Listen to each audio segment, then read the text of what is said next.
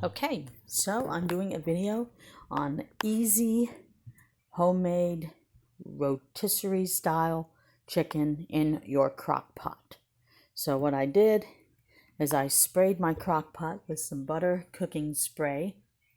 Then I placed some chicken breasts, actually they're chicken thighs, and I sprayed those with butter cooking spray, and then I sprinkled some soul food seasoning in there, which basically the soul food seasoning, it contains salt, garlic, paprika, onion, and spices, which include black pepper and red pepper.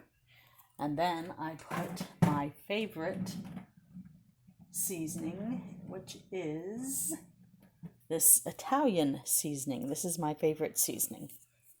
And this is what I buy. It has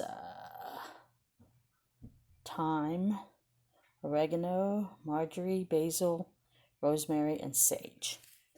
And I've got that all sprinkled on top of there. And then I put the lid on and cook it at high for about 6 hours. And that's it. Rotisserie style chicken in a crock pot.